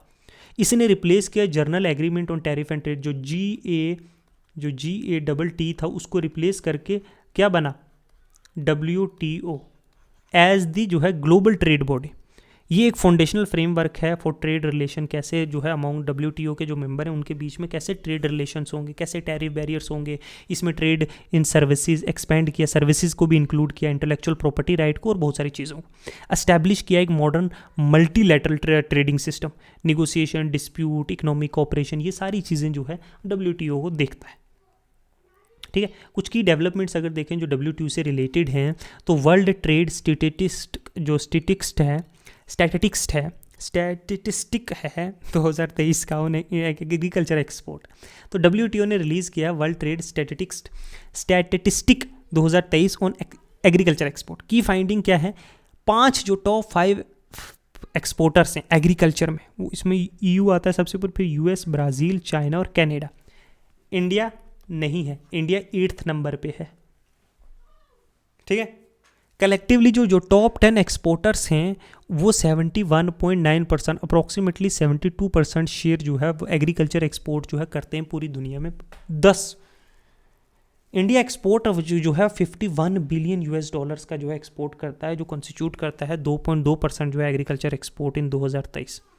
ठीक है, 8th नंबर पे है इंडिया। वर्ल्ड ट्रेड स्टेटिस्टिक जो है 2023 ऑन एग्रीकल्चर एक्सपोर्ट वो किसके द्वारा रिलीज की गई थी, WTO के द्वारा। एड फॉर ट्रेड इनिशिएटिव, देखो WTO ने रिलीज की एक रिपोर्ट जिसका टाइटल था aid for trade in action supporting the transition to clean economy, जिसने हाईलाइट की एड टू ट्रेड। मतलब अबाउट ओरिजिन क्या है, WTO ने हांगकांग का जो मिनिस्ट्रियल कॉन्फ्रेंस हुआ 2005 में, वहाँ ओरिजिन हुआ एड फॉर ट्रेड इनिशिएटिव। इसका एम था कि जो डेवलपिंग कंट्रीज़ हैं, जो डेवलपिंग इकोनॉमी हैं, जो अभी उभर रही हैं, इनको किसी तरह से शामिल किया जाए ग्लोबल, इसको इंटीग्रेटिंग जो है इनटू ग्लोबल ट्रेड में शामिल किया जाए। सप्लाई साइड की कैपेसिटी जो है उनकी इश्यूज़ को देखकर इंफ्रास्ट्रक्चर अगर कंस्ट्रेन है उसको इम्प्रूव किया जाए ताकि वो लोग भी जो है ग्लोबल ट्रेड में इन्वॉल्व हो। ठीक है, फाइनेंशियल रिसोर्सेज दी जाएँ एड्रेस करके बहुत सारे ट्रेड रिलेटेड जो चैलेंजेस हैं डेवलपिंग कंट्रीज़ में और लीस्ट डेवलप्ड कंट्रीज़ में। ठीक है, जो डेवलपिंग हैं या जो पुअर कंट्रीज़ हैं उनमें क्या प्रॉब्लम्स हैं कि वो अपना जो है जो वहाँ की जो चीज़ें प्रोडक्शन हो रही है वो एक्सपोर्ट नहीं कर पा रहे हैं, तो उन चीज़ों को जो हल करने के लिए तो एड फॉर ट्रेड इनिशिएटिव आपको याद रखना ये क्या है और ये किसके द्वारा किया जाता है, इनिशिएटिव किसका है। इसमें ये याद रखना है हांगकांग जो मिनिस्ट्रियल कॉन्फ्रेंस है 2005 की, और WTO याद रखना है। एंटी डंपिंग ड्यूटी, इंडिया ने इनिशिएट किया anti dumping duty probe into the import from China to protect the domestic industry from cheap import. मतलब चाइना जो है सस्ता सा इंपोर्ट करके सस्ती चीज़ें बना के और इंडिया में डंप कर रहा हो सस्ते दामों पे। कहीं ना कहीं जो सस्ते दामों में जब चीज़ें जो है इंडिया में जो है एक्सपोर्ट करेगा, उससे क्या होगा कि इंडिया की जो लोकल मैन्युफैक्चरिंग है वो उस चीज़ से डिमांड से मीट नहीं कर पाएगी। देखो ना, आपको अगर 10 रुपये की जो है अगर 1 kg चाय मिल रही है जो चाइना इंपोर्ट कर रहा है, और यहाँ जो है प्रोडक्शन कॉस्ट मिला के, ट्रांसपोर्ट कॉस्ट मिला के, सब कुछ मिला के 100 रुपये की मिल रही है, 20 रुपये की मिल रही है फॉर एग्जांपल, कैसे कम्पीट करेगा? लोग सस्ता खरीदेंगे ना 10 रुपये का, तो 20 का। तो इससे क्या होगा, हमारा जो मैन्युफैक्चरिंग है, जो हमारा सारा सेक्टर है इंडिया का, उसको नुकसान होगा। तो डंपिंग जो है एक अनफेयर ट्रेड प्रैक्टिस है WTO के अंदर, इस तरह से नहीं किए जाने से इसका जो है एक डिस्टोर्टिव इफेक्ट होता है इंटरनेशनल ट्रेड पे। Dumping is had to occur जब गुड्स जो है वो एक्सपोर्ट किए जाएं कंट्री के द्वारा दूसरी कंट्री में उस प्राइस पे जो नॉर्मल प्राइस से भी कम हो। प्राइस फॉर एग्जांपल 20 है, इन्होंने 15 पे ही जो है एक्सपोर्ट कर दिया क्योंकि उनकी कंट्री में बेशुमार है। Dumping is had to occur जब गुड्स एक्सपोर्ट किए जाएं country to another country price lower than its normal price. ठीक है, नॉर्मल प्राइस से भी कम पे। अच्छा, फिर आता है वर्ल्ड टैरिफ्स प्रोफाइल रिपोर्ट 2024 के। इंडिया जो है सेकंड लार्जेस्ट यूजर है नॉन टैरिफ मेजर्स का आफ्टर USA इन 2024 एज पर जो है वर्ल्ड WTO के जो है वर्ल्ड टैरिफ पॉलिसी रिपोर्ट के। क्या होते हैं नॉन टैरिफ मेजर्स? NTMs जो हैं are define, NTM short form है नॉन टैरिफ बैरियर्स की। ये डिफाइन किए जाते हैं एज ए पॉलिसी मेजर्स, बहुत सारे मोर अदर देन ऑर्डिनरी जो कस्टम ड्यूटीज़ होती है उसके द्वारा, उसके अलावा जो नॉन टैरिफ मेजर्स होते हैं जो पोटेंशियली जो है डेट्रीमेंटल होते हैं इंटरनेशनल ट्रेड के लिए, गुड्स और चेंजिंग जो है क्वांटिटी ट्रेड या प्राइस या बोथ। मतलब कि इससे क्वांटिटी भी चेंज हो सकती है, प्राइस भी, और दोनों चीज़ें भी। जैसे मैंने आपको बताया था ना कि जब हम डेवलप कंट्रीज़ में जो है यूरोप में, अमेरिका में जब एक्सपोर्ट करते हैं चीज़ें, तो वो जो है बोलते हैं हाइजीन के ये स्टैंडर्ड मीट होने चाहिए। फॉर एग्जांपल है ना एग्जाम्पल कोटाज और price control, sanitary and phytosanitary measures, technical barriers, यही चीज़ें हैं ना कि इतनी क्लीन होनी चाहिए, प्लास्टिक का यूज़ नहीं होना चाहिए पैकिंग में है, अच्छा ट्रांसपोर्ट ऐसा होना चाहिए, रेफ्रिजरेट नहीं हुआ सिस्टम, ये ऐसी चीज़ें, वेरियस नॉन टैरिफ्स, ये नहीं कि एक्चुअली टैक्स लगा रहे हैं कि इतना पैसा इस पर लगेगा ना, बट नॉन टैरिफ बहुत सारे प्रॉब्लम्स आ रहे हैं, इसकी वजह से हम लोग एक्सपोर्ट ही नहीं कर पा रहे, हमारी चीज़ें वापस आ जा रही हैं। तो ये नॉन टैरिफ बैरियर्स में सेकंड लार्जेस्ट यूज़र है नॉन टैरिफ मेजर्स का, यूएस के बाद, यूएस नंबर 1 पे। बहुत सारे एनटीएम्स एम प्राइमरी, तो ये ज़्यादातर प्रोटेक्ट करने के लिए पब्लिक हेल्थ या इन्वायरमेंट को, they don't and also affect trade through information compliance, procedural cost होती है, इससे कहीं ना कहीं ट्रेड अफेक्ट होता है, एक्सपोर्ट इम्पोर्ट में इम्पैक्ट पड़ता है। बहुत सारी चीज़ें इंडिया करता है इसलिए कि हमें जो है हमारे लोकल जो मैन्युफैक्चरर है उसको प्रोटेक्ट करने के लिए, ठीक है।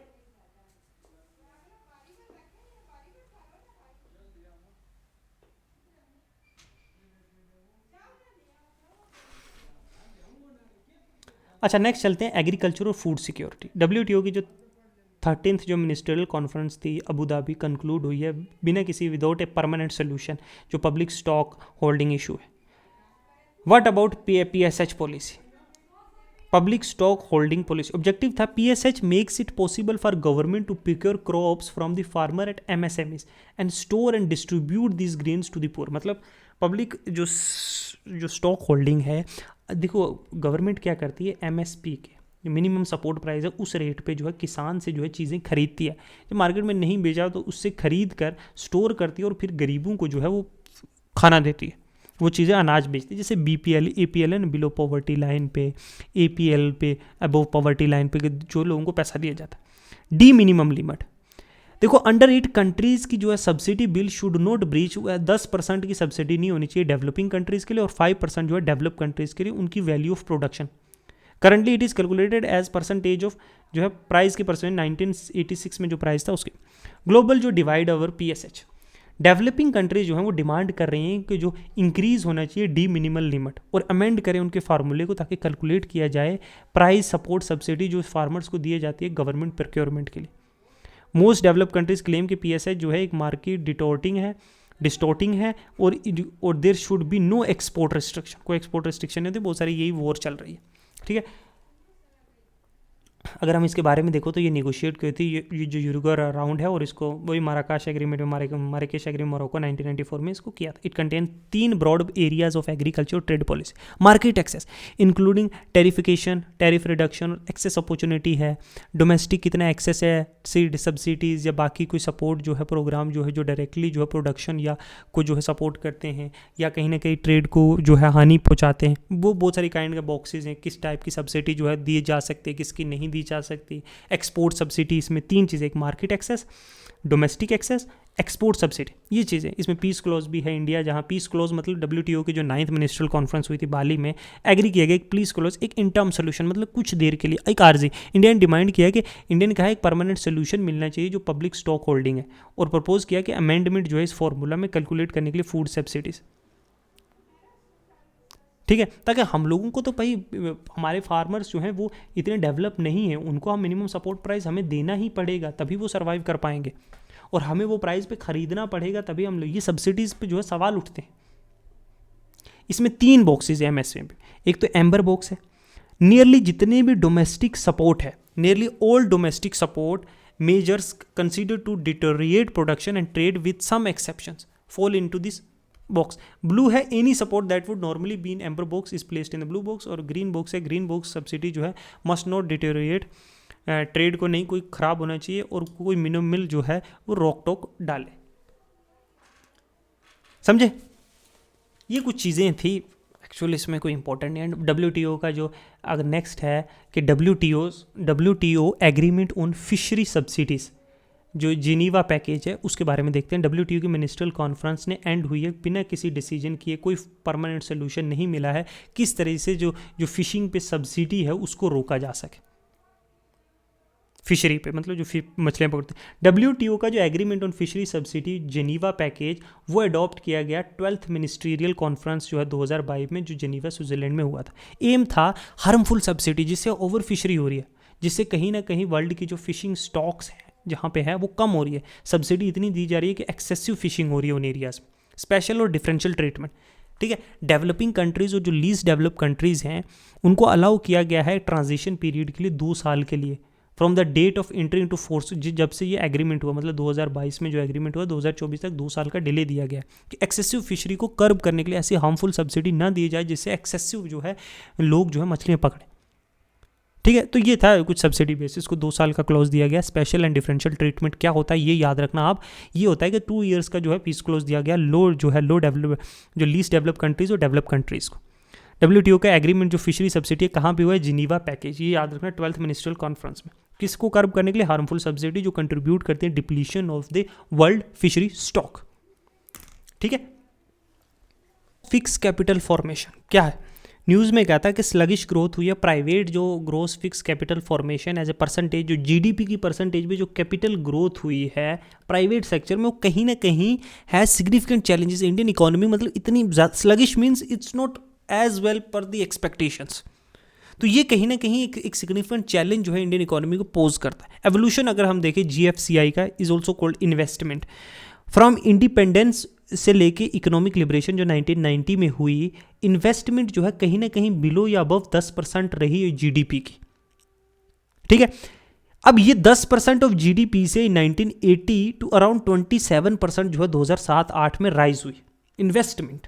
कहाँ पे, जो ग्रोस कैपिटल फॉर्मेशन है। अब फ्रॉम 2011-12 ऑनवर्ड हाउएवर जो प्राइवेट इन्वेस्टमेंट है वो कहीं ना कहीं कम हुई है और रिकॉर्ड हिट लो किया है 19.6 जो है इन GDP इन 2020-21 प्राइवेट इन्वेस्टमेंट, और फिर अगेन राइज हो रही है। ये देखो ना, ये देखो 2021 में ये इंक्रीज हुई है। तो डिस्पाइट बीइंग अगर एक हाई सेविंग इकोनॉमी होने के बावजूद यहाँ हम लोग, हमारी कोई कंज्यूमरिस्ट इकोनॉमी नहीं है, वी बिलीव इन सेविंग। हमारे बैंक्स में कितने पैसा रहते हैं, जो कैपिटल फॉर्मेशन है मे नॉट रिजल्ट, एक कोई सिग्निफिकेंट इंक्रीज नहीं हुआ आउटपुट का due to high capital outflow ratio. जितना इन्वेस्टमेंट इंडिया में आती नहीं उससे ज़्यादा चली जाती है। तो क्या है ये gross fixed capital formation? Gross fixed capital formation refer करता है ग्रोथ इन साइज ऑफ एक फिक्स्ड कैपिटल की इन इकोनॉमी, कि कितना कैपिटल का राइज हुआ, कितना इन्वेस्टमेंट का राइज हुआ है। कैपिटल फॉर्मेशन मतलब रेफर कैपिटल फॉर्मेशन क्या होता है, मतलब इस तरीके से कोई इन्वेस्टमेंट का आना जिससे क्या हो, जिससे एसेट जैसे कोई प्लांट्स, इक्विपमेंट, मशीनरीज जो है उसका डेवलपमेंट, रोड्स, इंफ्रास्ट्रक्चर, इसको as well as human capital भी कहते हैं थ्रू एजुकेशन, हेल्थ, स्किल्स। तो इस इन्वेस्टमेंट से जो है एक ग्रोस कैपिटल फॉर्मेशन, कि कितनी इन्वेस्टमेंट की वजह से एक कैपिटल की फॉर्मेशन हुई है, कितने प्लांट्स लगे, नए इक्विपमेंट्स, मशीनरीज, फैक्ट्रीज, इंडस्ट्रीज, ऐसा कुछ हुआ है। तो कहीं ना कहीं ये स्लगिश ही है। ठीक है, प्रेजेंटली एस्टिमेट किया जाए तो ग्रोस कैपिटल जो कैपिटल फॉर्मेशन है जो प्रिपेयर किया बेस प्राइस 2019-2000 का, मतलब हमने देखा ना अराउंड 19.6 जो है रिकॉर्ड हिट लो किया था 2020-21।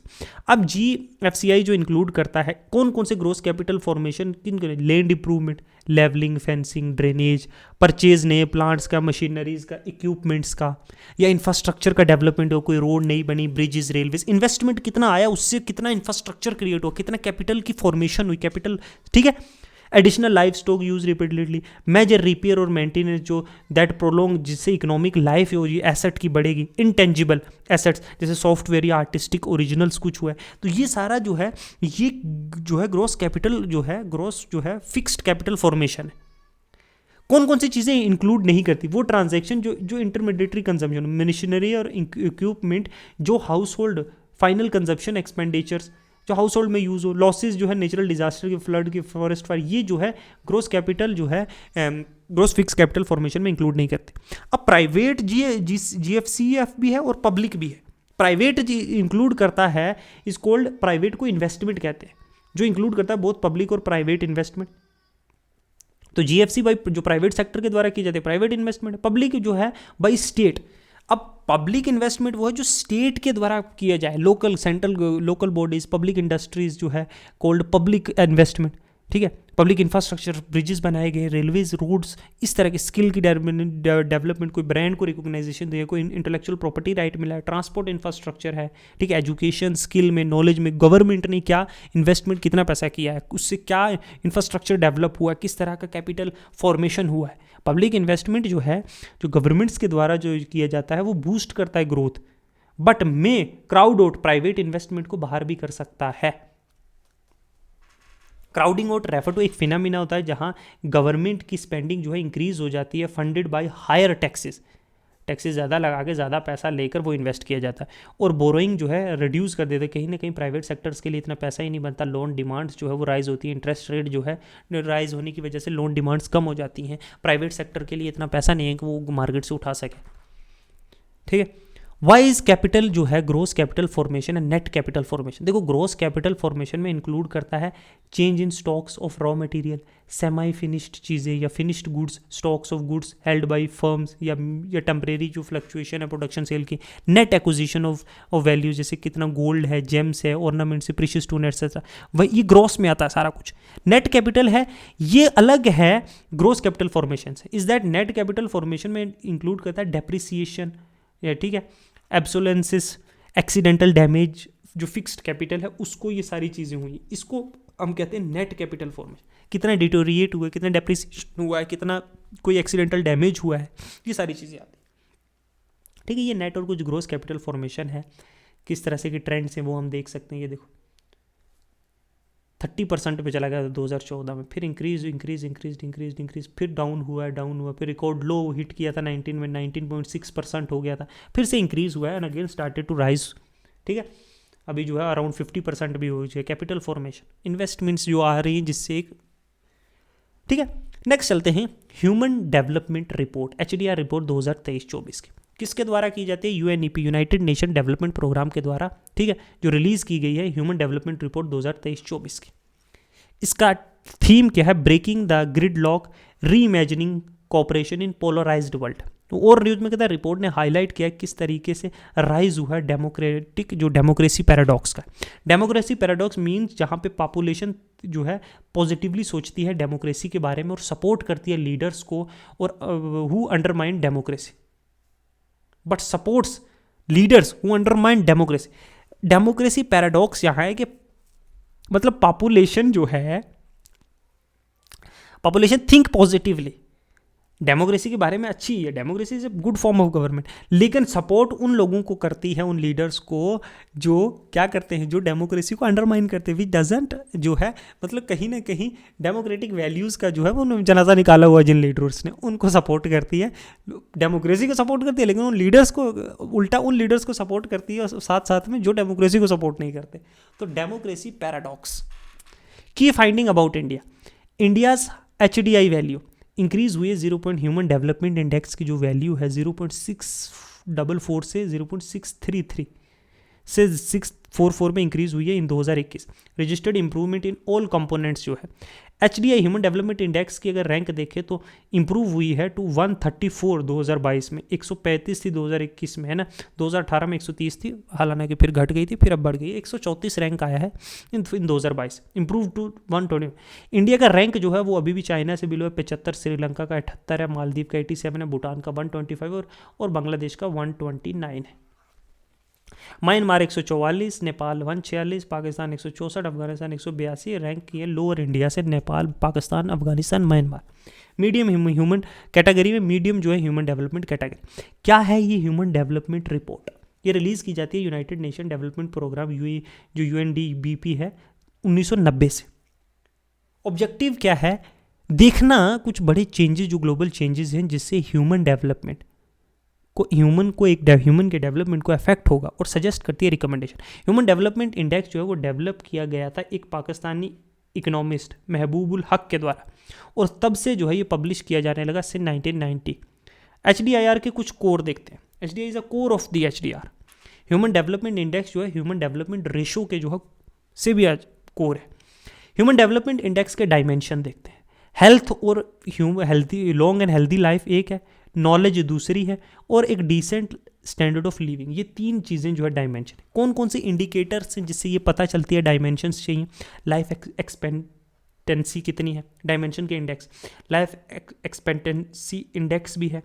अच्छा, दूसरी चीज़ जो इंडिकेटर है जिससे पता चलता है expected year of schooling, mean year of schooling, expected कितने साल उसको स्कूल में जाना चाहिए और कितने जाता है, इससे जो है नॉलेज का एक डायमेंशन कवर किया जाता है। अच्छा, GNI पर कैपिटा, ठीक है, ग्रोस नेशनल इनकम जो है पर कैपिटा है ना, ठीक है। JNI इंडेक्स है इसके लिए, एजुकेशन इंडेक्स है इसके, ये सारे इंडेक्सेस से ये पैर इंडिकेटर देखे जाते हैं, इन इंडिकेटर के बेस पे ये डायमेंशन देखी जाती हैं, और ओवरऑल इससे जो है ह्यूमन डेवलपमेंट इंडेक्स जो है निकलता है। जो लो ह्यूमन डेवलपमेंट इंडेक्स है लेस देन 0.550 में, मीडियम में जो है ये हम इस रेंज में आते हैं, ठीक है। हम लोग इसमें हम 600 हमारा क्या था 644 है इस साल 2022 का हाई ह्यूमन डेवलपमेंट इंडेक्स जो 7 से 799 में, ठीक है। वेरी हाई मीडियम जो है मोर देन जो है 0.800 है, वो बड़े हाई जो है डेवलपमेंट इंडेक्स। कुछ बाकी मेजर जो है इंडिकेटर्स ऑफ जो UNDP का है जो मेजर करती है ह्यूमन डेवलपमेंट इंडेक्स, जैसे जेंडर इनइक्वालिटी इंडेक्स।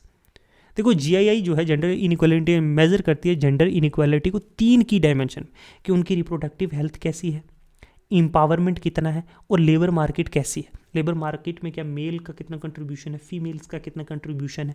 तो ये जो है जेंडर इनइक्वालिटी इंडेक्स, ये भी UNEP के द्वारा है। इंडिया ने जंप किया 14 प्लेसेस टू रैंक 108 2022 में, 122 से 108 पे। तो कहीं ना कहीं हमारा जो जेंडर इनइक्वालिटी है वो कम हुई है। दूसरा एक इंडेक्स है जेंडर डेवलपमेंट इंडेक्स, तो GDI मेजर करता है disparity on human development index gender के। इंडिया ने शो किया लो क्वालिटी जो है ह्यूमन डेवलपमेंट अचीवमेंट में वुमेन्स और मेन के बीच में एब्सोल्यूटली डिविएशन है from gender parity for more than 10%। तो कहीं ना कहीं मेल और फीमेल में ह्यूमन डेवलपमेंट इंडेक्स में बहुत गैप्स है। फिर एक है inequality adjusted human development index. देखो IHDI जो है कंटेन करता है 2 रिलेटिव मेजर्स है इनइक्वालिटी के, और ओवरऑल लॉस जो है ह्यूमन डेवलपमेंट इंडेक्स का इंडिया ने रैंक किया है, डिक्लाइन हुआ 6 प्लेसेस का टू 140 पे आ गया, पहले 134 पे था। बाकी ये planetary pressure adjustment human development index है, 3% का डिफरेंस हुआ HDI वैल्यू में 127 पे। हमें यही याद रखना है ह्यूमन डेवलपमेंट इंडेक्स, उसके dimensions long and healthy life, knowledge, एक डिसेंट स्टैंडर्ड ऑफ लिविंग, ठीक है। इसमें लाइफ एक्सपेक्टेंसी आता है, एक्सेप्टेड ईयर कितने, एक्सपेक्टेड कितने साल है स्कूलिंग, और कितनी मीन ईयर ऑफ स्कूलिंग कितनी हो रही है, और एक GNI होता है जो जेंडर जो है ग्रॉस नेशनल इनकम भी है, GNI उसको भी बोलते हैं, ठीक है, जिसमें पर कैपिटा जो है कितनी है, ठीक है। इसमें ये भी याद रखना है लो ह्यूमन डेवलपमेंट कितना है, 0.550 से नीचे है, मीडियम में 0.550 और 699 के बीच में है, हाई में है जो 700 से 799 के बीच में, पॉइंट ही भूल जाओगे, और 800 से ऊपर जो है very high human development index. ये चीज़ें याद रखना बस। नेक्स्ट चलते हैं global multi dimensional poverty index. देखो ग्लोबल मल्टी डायमेंशन जो MPI रिपोर्ट है वो पब्लिश की जाती है जॉइंटली किन के, United Nation development programme UNDP के किसके साथ मिलकर, Oxford poverty and human development initiative, इन दोनों के साथ मिलकर जो है ये global multi dimensional poverty index report 2024 है वो रिलीज की गई है। की फाइंडिंग देखें अक्रॉस सभी, अगर 112 कंट्रीज के अक्रॉस 1.1 बिलियन पीपल, ठीक है, मतलब 18% लोग जो है वो extreme acute multi dimensional poverty है। अब मल्टी डायमेंशनल पॉवर्टी क्या, ये हम आगे देखेंगे। 234 मिलियन जो है, with 234 million India was a country जहां लार्जेस्ट नंबर ऑफ पीपल जो है एक्सट्रीम पॉवर्टी में, ठीक है। तो 234 मिलियन मतलब 234 में इंडिया का सबसे बड़ी जो है, India was the country with the largest number of people in extreme poverty. Polycrisis, देखो पोली क्राइसिस के according to world bank poverty prosperity and planet, world bank के जो प्रोस्पेरिटी पॉवर्टी और प्लानट है pathway of polycrisis report, global poverty reduction and global prosperity gap has stalled. पिछले 5 साल में जो है पॉवर्टी रिडक्शन और प्रोस्पेरिटी गैप जो है वो कहीं ना कहीं रुक गया एक जगह पे। देखो पोली crisis, impact by poly crisis. Poly crisis एक ऐसी सिचुएशन है जहाँ मल्टीपल क्राइसिस, बहुत सारी चीज़ें हो जाएं जिससे इकोनॉमिक स्लो डाउन हो जाए, जैसे अच्छा इंक्रीज हो जाए फ्रेजिलिटी, क्लाइमेट के रिस्क हो, है ना, इससे जो है बड़ी अनसर्टेनिटी हो। ये सारी चीज़ें जब एक साथ मिल जाएं, मल्टीपल क्राइसिस, याद रखना मल्टीपल क्राइसिस जो है, multiple crisis, combination of multiple crisis को जो है पोली क्राइसिस कहते हैं। प्रोस्पेरिटी गैप जो है एक is a average factor by which income needed to be multiplied bring everyone in world bank by prosperity standard जो है $25 पर डे के तो एक इंसान को पर पर्सन को चाहिए, ठीक है। तो पोली क्राइसिस का एक टर्म याद रखना, मल्टीपल क्राइसिस की वजह से जब इकोनॉमी जो है स्लो इकोनॉमिक ग्रोथ हो, इंक्रीज फ्रेजिलिटी हो, क्लाइमेट के रिस्क हो, एक सिचुएशन बन जाए। अच्छा देखते हैं अबाउट हम वापस चलते हैं अपने मल्टी जो है डायमेंशन पॉवर्टी इंडेक्स की तरफ। क्या है? इट इज़ द पॉवर्टी जो measures it is a poverty measure that reflect के multiple deprivation that poor people faces in area of education, मतलब मल्टीपल डायमेंशंस में। ये नहीं कि सिर्फ उसको खाना नहीं मिल रहा, फूड की पॉवर्टी है, नहीं, उसको एजुकेशन में भी उसके हाल नहीं वो अफोर्ड कर पा रहा, हेल्थ में भी नहीं, लिविंग स्टैंडर्ड भी नहीं, ये सारी चीज़ें। अगर पर्सन जो है डिप्राइव्ड है 1/3 और more of his weight indicator, तो ये मल्टी डायमेंशनली जो है इंडेक्स में पुअर है। ये 2020 में लॉन्च किया गया था, MI एडवांस किया एक सस्टेनेबल डेवलपमेंट गोल जो पहला है जिसे पॉवर्टी एंड करने। फॉर एग्जांपल 10 इंडिकेटर है मल्टी डायमेंशनल पॉवर्टी इंडेक्स के, 3 हैं। पहला है हेल्थ, दूसरा है एजुकेशन और तीसरा है लिविंग स्टैंडर्ड। हेल्थ में जो है न्यूट्रिशन होना चाहिए 1/6। इसको ये इतने पॉइंट्स दिए जाते हैं तभी जाके उसको नापा जाता है किस तरीके की।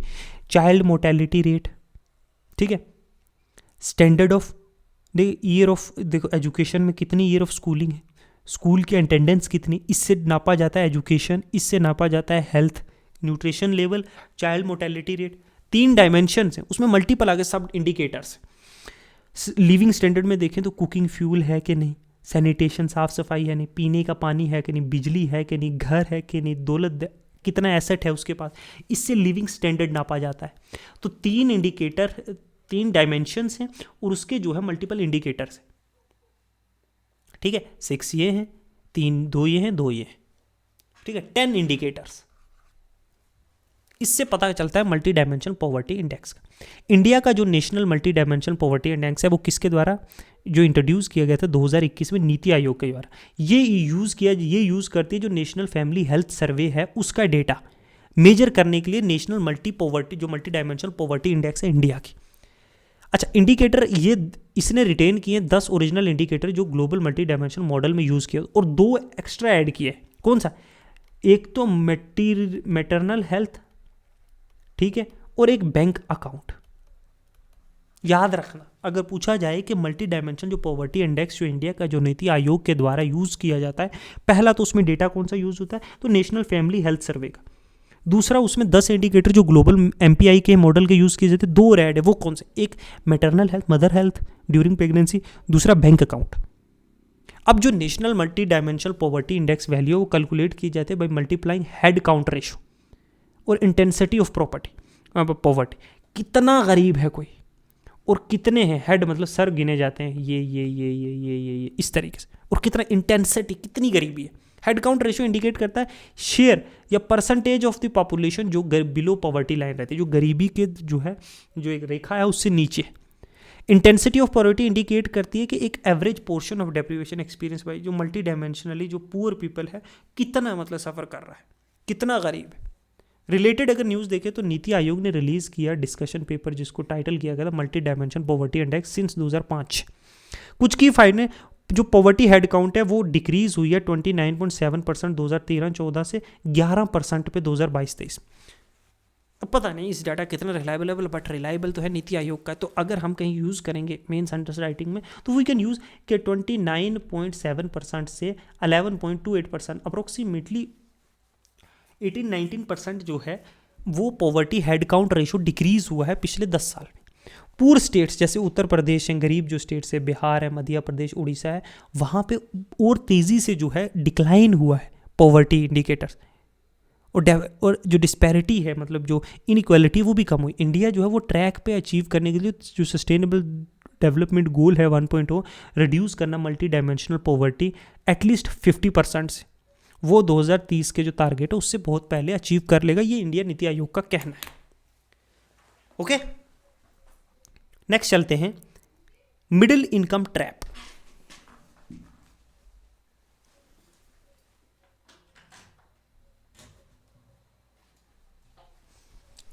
न्यूज़ में क्या है कि वर्ल्ड बैंक ने एक रिपोर्ट रिलीज़ की है जिसका टाइटल है world development report 2024 the middle income, according to which various country including India जो है वो रिस्क में है कहीं ना कहीं जो मिडिल इनकम का ट्रैप है उसमें गिरने के लिए। क्या होता है ये मिडिल इनकम ट्रैप? देखो, मिडिल इनकम ट्रैप रेफर करता है ऐसी सिचुएशन को जहां बड़ी तेज़ी से हो रही है रैपिडली जो है ग्रोइंग इकोनॉमी, बड़ी तेज़ी से जो बढ़ती हुई इकोनॉमी कहीं ना कहीं एक मिडिल इनकम लेवल पे जो है आके रुक जाए और इससे आगे ना बढ़ पाए, एक हायर इनकम कंट्रीज की रैंक तक बराबर से ना बढ़ पाए। 2007 में ये टर्म जो है मिडिल इनकम ट्रैप जो है वो कॉइन किया गया था वर्ल्ड बैंक के द्वारा।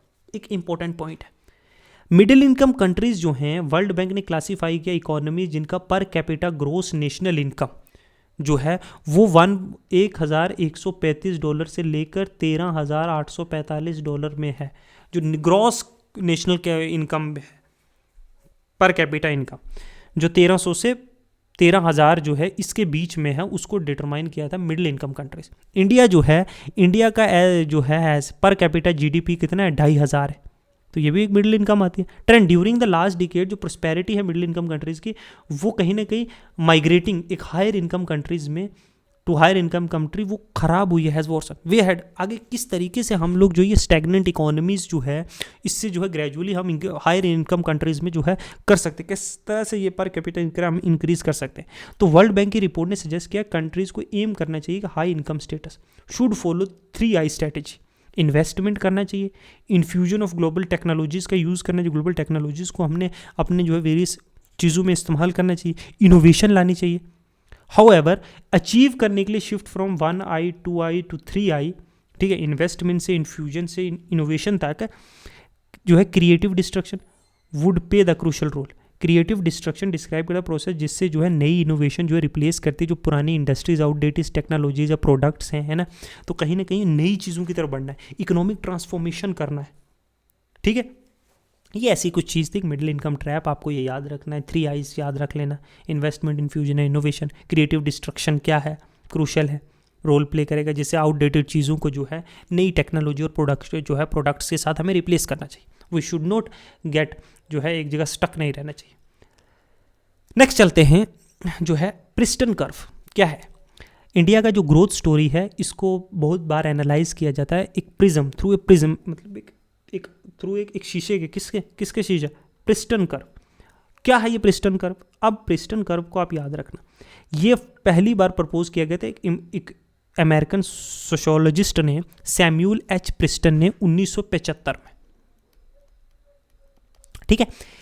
It highlights that an increase in per capita income of a country does not cause much of the rise in the life expectancy of population beyond a point।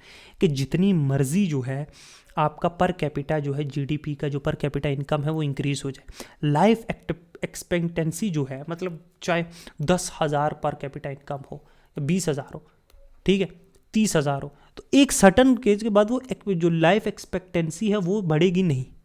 जब poor countries, जब गरीब मुल्कों ने जो है grow करना start किया, उनका पर कैपिटा इनकम राइज हुआ, उससे जो है लाइफ एक्सपेक्टेंसी, मतलब जो पहले 40 साल का मरते थे वो 50 में मर रहे हैं, 60 में, उनकी लाइफ एक्सपेक्टेंसी इंक्रीज हुई क्योंकि न्यूट्रिशन अच्छे मिले, साफ सफाई होने लगी, बेटर हेल्थ केयर मिलने लगा, इंश्योरेंस थे, हर चीज़। होएवर अब ये फ्लैटन हो जाता है एट सर्टन पॉइंट पे, ठीक है। मतलब ये देखो जैसे यहाँ पे जो है 80 पे आके जो है फ्लैट हो गया, मतलब ये देखो 75, ये इस तरीके से कर्व फ्लैट हो गई। ये नहीं, पहले एकदम इंक्रीज हुआ, जैसे जैसे पर कैपिटा इनकम राइज हुआ, इनकी लाइफ एक्सपेक्टेंसी इंक्रीज हुई, जैसे 55 में मर रहे थे, नहीं अब 60, 70, 75 इंक्रीज होने लगी लाइफ, लोगों की एज जो है, लोग देर से मरने लगे, लेकिन एक टाइम के बाद जो है वो कर्व जो है एकदम कॉन्स्टेंट रहता है। तो इसको कहते हैं प्रिस्टन कर्व, ठीक है। एक अमेरिकन सोशियोलॉजिस्ट था जिसने 1975 में जो है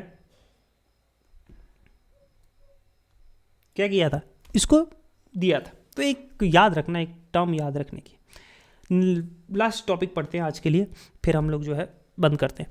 न्यूज़ में क्या है, national Nobel prize in economic science, तो जो है सिवरिगिस जो है क्या नाम है, सिवरिगिस रिस्क बैंक जो price in economic science in memory of Alfred Nobel 2014 award किया गया है किसको, डैरोन जो है एक्मोमोग्लू, इसमोग्लू है सैम जो है Simon Johnson and James A Robinson for study of how institutions are formed and affect prosperity. कैसे इंस्टीट्यूशंस बनते हैं और कैसे वो खुशहाली को अफेक्ट करते हैं।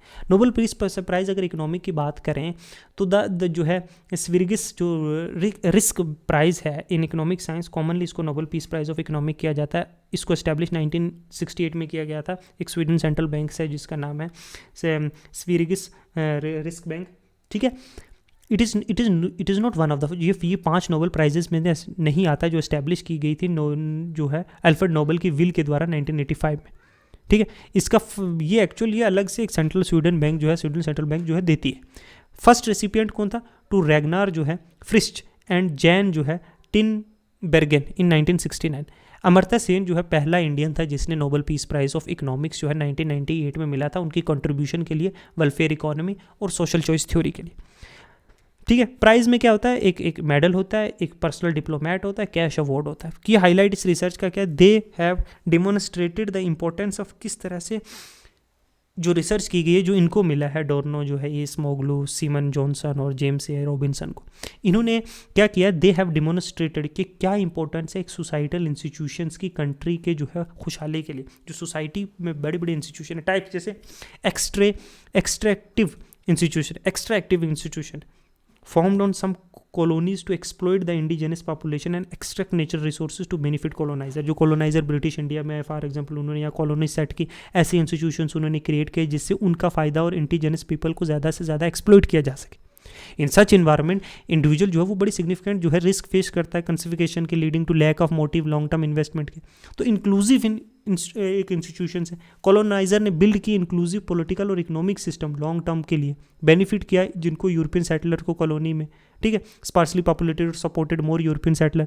ये इंस्टीट्यूशंस ऑफर करने लगे इंडिविजुअल्स को एक स्ट्रॉन्ग इंसेंटिव्स का काम करने के लिए, सेव करने के लिए, इन्वेस्ट करने के लिए लॉन्ग रन पे। तो इस पे रिसर्च थी कुछ, ठीक है। उसके लिए इनको जो है नोबेल इकोनॉमिक का नोबेल पीस प्राइज़ मिला। याद रखना ये एक्चुअल जो अल्फ्रेड नोबेल की विल थी 1895 की, जो 5 नोबेल प्राइजेज होते उसमें नहीं आता। ये स्वीडन की जो है सेवरिगिस जो रिक्स बैंक है, स्वीडन की सेंट्रल बैंक जो वहाँ की जैसे आरबीआई है इंडिया की, वो देती। ओके, तो आज के लिए इतना ही रखते हैं, ठीक है, इकोनॉमिक्स का। ठीक है, तो हम लोग नेक्स्ट क्लास में मिलते हैं। हम लोग 3 से 4 दिन में I will try to finish it up. ज़्यादा दिन भी नहीं बचे एग्जाम को, मैक्सिमम 10 से 15 डेज बचे हैं। ठीक है, हम लोग एक ये करना है क्योंकि इकोनॉमिक्स आई थॉट कि इट इज़ इंपॉर्टेंट देखें हम लोग इकोनॉमिक्स करें, बिकॉज मोस्टली जो इकोनॉमिक्स के क्वेश्चन जो हैं वो करंट अफेयर रिलेटेड आते हैं। और एक दूसरी चीज़ है जो करंट अफेयर रिलेटेड आती है वो है साइंस एंड टेक। तो इसके बाद हम फॉरेन साइंस और टेक को करेंगे। हम डेली का ट्राई करूँगा मैं तो दैट 1 से 1.5 घंटे की क्लास की जाए। Okay, thank you, good bye.